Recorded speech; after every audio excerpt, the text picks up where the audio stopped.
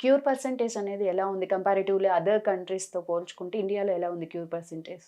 So, ఇండియాలో ఏమవుతుందంటే, మనకి అంటే లక్షణాలు వచ్చినప్పుడు మనం డిలే చేస్తా ఉంటాం అన్నట్టు. యెస్. డాక్టర్‌ని కలవడానికి. లైక్ ఏమైనా గడ్డొచ్చిందంటే నార్మల్ గడ్డ అని చెప్పి చాలామంది అంటే అవాయిడ్ చేయడం కావచ్చు, యెస్. సరిగ్గా లేకపోవడం కావచ్చు.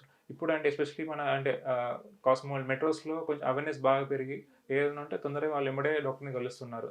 సో, మనకి టైమ్ ఆఫ్ ప్రెగ్నెన్సీ చాలా ఇంపార్టెంట్ అన్నట్టు. అండ్ స్టేజ్ బట్టి మన క్యూ రేట్స్ అనేవి మారుతా ఉంటాయి అన్నట్టు. హుహు. స్టేజ్ 1, 2లో ఏందంటే ఆల్మోస్ట్ 90% వరకి మనం క్యూ రేట్స్ ఉంటుందన్నట్టు. ఉదాహరణకి బ్రెస్ట్ రొమ్ము క్యాన్సర్ అవ్వచ్చు, లింఫోమా అని చెప్పాను మీకు. సో, హ్మ్. చాలా రకాల క్యాన్సర్‌లన్నీ ఎర్లీ స్టేజ్ తెలిసినప్పుడు క్యూ రేట్స్ ఎక్కువ ఉంటుందన్నట్టు. So, okay. మన ఇండియాలో ఇప్పుడు అవేర్‌నెస్ లైక్ క్యాన్సర్ అవగాహన కావచ్చు, హ్మ్. స్క్రీనింగ్ కావచ్చు, హ్మ్. వ్యాక్సినేషన్ కూడా బాగా తీసుకుంటున్నారు. హ్మ్. అలాగే కొంచెం అలవాట్లు కూడా మారుతున్నాయి కొంచెం అవేర్‌నెస్ వల్ల. సో, వీటి వల్ల బెటర్ క్యూర్ అని ఎక్స్‌పెక్ట్ చేయవచ్చు. బట్ ఇప్పుడు మాత్రం కంపేర్ టు వెస్టర్న్ పాపులేషన్ పోలిస్తే ఒక 20, 30% మనకి క్యూ రేట్స్ తక్కువుంటాయన్నట్టు కంపేర్ టు ఓకే. ఈ చాలా కారణాలు. ఇంకోటి యాక్సెసిబిలిటీ. సో, హ్మ్. చాలామంది మనకంటే క్యాన్సర్ రాంగానే మనకి డిస్ట్రిక్ట్ నుంచి రావడం అనేది ఎందుకంటే వాళ్ళకి అవగాహన యెస్. ఉండదక్కడ. అంటే టెస్ట్‌లు ఏం చేయించాలి. అవును. అంటే ఎందుకంటే క్యాన్సర్ టెస్ట్‌లు చాలా కాస్ట్‌లీ ఉంటాయన్నట్టు.